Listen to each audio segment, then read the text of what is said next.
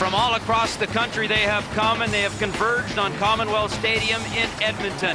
Canada's best under-19 soccer players arriving just moments ago to get set for the biggest moment of their lives. Hello everybody, Jerry Dobson here along with Sportsnet soccer analyst Helen Stumbos as we get set for Canada and the United States. What a day this is for soccer in this country, first of all, with this huge crowd behind us. This is unbelievable, Jerry. You know, I don't think in our wildest dreams we would have believed that female soccer would bring in this many fans, let alone under-19 girls. This is unbelievable. All right, let's talk about the two combatants here, Canada and the United States, as you get a look at how this place is filling in. This is absolutely incredible for under-19 girls soccer. For the United States, it was a much easier road than it was for Canada. Let's talk about Canada first and how they got here, because they had some bumps along the way. The United States, meanwhile, it was a lot easier for them, wasn't it? It sure was. You know, the Canadian team battled through so many games. Even though it's not indicative in the scores, they had a tough time. But the USA, 25 goals so far. Unbelievable. What a team. They score, and they score again some more. I mean, I think their games have been tough. The scores they said to us aren't as indicative of how tough the games have been. But, you know, when you're putting in goals like this, it's incredible. Now, as far as Canada's concerned, they got there.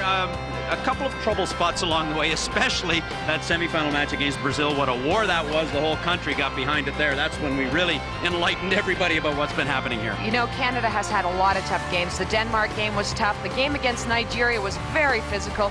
Although England was 6-2, it was a lot of bumps in that game. And of course, Brazil, so many players getting some bumps and bruises in that game, but what an incredible game. Oh, there were some bumps and bruises, all right. There were bloody noses. There were all kinds of twisted ankles, and the action was like this all night long. We did not expect the Brazilians to come out and play like this, but they really stepped it up, didn't they? Well, you know, we heard a lot about Brazil, talking about how physical Canada was, so wasn't sure how they were going to respond. We thought it was just a few mind games, and, you know, as it ended up, Brazil ended up coming just as tough into this match, and maybe even, you know, a little tougher in some points. So the end result, Canada came out of here with some nagging injuries, and unfortunately it's to three very important players that we have to concern ourselves with. Christine Sinclair, the striker, Carmelina Moscato, who's a very important midfielder, and Carol Lang as well. They've all come out of that game with some injuries. You watched them in training. We both did. What do you think? Well, you know, it looked like Christine Sinclair was practicing. She looked a little hesitant, although I have to say Carmelina Moscato looked fine in practice, but Carol Lang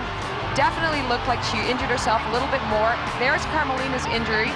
Looked to be a little bit more serious than they thought, but she came out of that and she's been practicing ever since. Christine Sinclair, she got hurt on this play.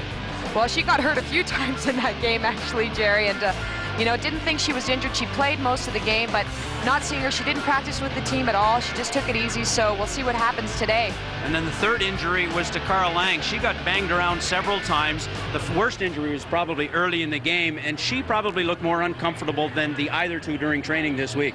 Oh, well, she hadn't practiced at all, so definitely looked a little bit uncomfortable. Didn't look to be walking looked a little tentative while she was walking, so yeah, it'll be interesting to see what happens. All right, joining us for today's telecast as well, Sportsnet's own Gene Principe, who'll be patrolling down on field level. He's down there now. Let's check in with Gene. Gene? Thanks very much, Jerry and Helen. I think the two most unbelievable stories from this tournament have been the play of the Canadian ladies and the attraction and the attendance that the play of those ladies has brought to Commonwealth Stadium. Now, originally, local organizers, well, sure, they had some concerns, a teenage girls soccer tournament. They weren't certain how many people would show up. So as a result, they sold 35,000 youth passes at $5 a piece to make sure there would be respectable crowds and also to make certain that there would be at least some kind of revenue base from ticket sales. Now, the way things have gone, they probably wish they had those youth passes back. It will be an absolute sellout today, 60,053. Now, if you are watching this on Sportsnet, you might say, well, wait a minute, I see some empty seats. Well, that's because organizers aren't certain how many of those people with those youth passes will be at the game, but it will be the sellout. It will be the largest crowd here at Commonwealth Stadium since 1997, and that was the Grey Cup. Meanwhile, it could almost be as much as that. There will be about 400 different seats in regards to the attendance because there have been some reconfigurations of this stadium, so the attendance is a little lower. There are fewer seats, but this team has caught this country, this city, and I think the soccer world by storm as a result of everything they have done. We will have more throughout as we get ready for this huge matchup for goal. Now back up to you in the studio. Well, Helen, have you ever played in front of 60,000 fans?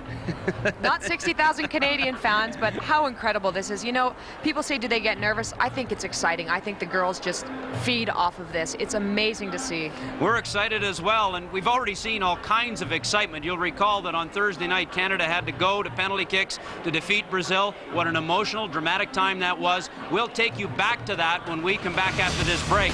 Germany won on penalty kicks just a few moments ago to finish third in this tournament. The drama continues when we return.